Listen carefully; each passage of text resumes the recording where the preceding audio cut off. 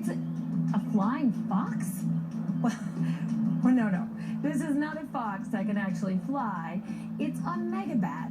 Now, when most people hear the word bat, they think of something spooky or creepy. But these big bats aren't scary at all.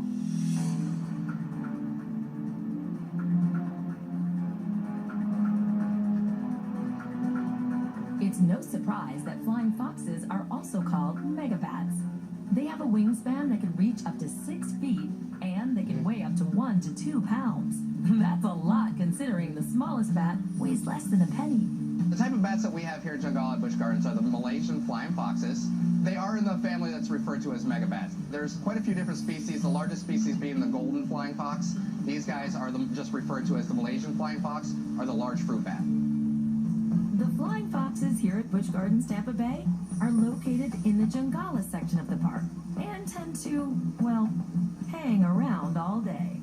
The way these bats spend their time resting is referred to as roosting. It's where they'll hang upside down like we're used to with most bats. So they'll use their feet and they'll grab a hold, they'll wrap themselves up, and they'll go ahead and go to sleep. And they're kind of in a state of light slumber, so that way they're able to rest but also be aware of what's going on around them.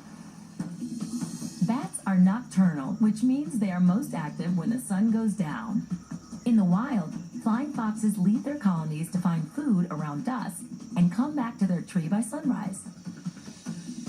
Here's some night vision footage showing how flying foxes move about and eat while we are all fast asleep.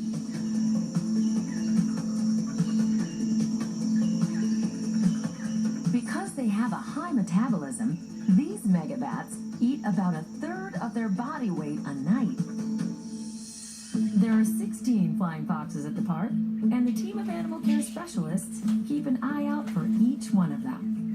Every morning when we go out to put new food out, we do an inspection, make sure that all the animals are accounted for and everybody's healthy. But one day, when the animal care specialists went into the flying fox habitat, they found something unexpected. We found a bat that was in a tree very low to the ground, which isn't very normal. As we approached, we noticed that we were able to see some blood on this animal, which immediately alerted us to an issue. The injured flying fox's name is Kiwi, and she is quickly brought to the animal care center. When we saw the bat, we knew that it was something we had to deal with right away. You know, when you have bone exposed, that's not good.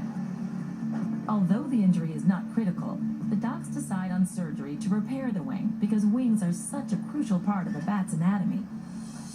Did you know that a wing on a flying fox is basically just like our hands?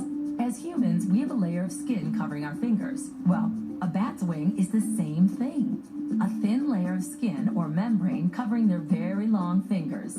If their wings and fingers aren't working properly, they can't pick up food to eat, cover themselves to regulate their body temperature, or flap their wings to fly. Dr. Dominique first has to remove the excess bone that is exposed. This is being done so Kiwi can gain full mobility back in her injured fingers. She's got a lot of little bone exposure, but there's enough tissue about that to close it. Now it's time to close up the wound with sutures. Even though Kiwi's fingers have been repaired, she's still not in the clear.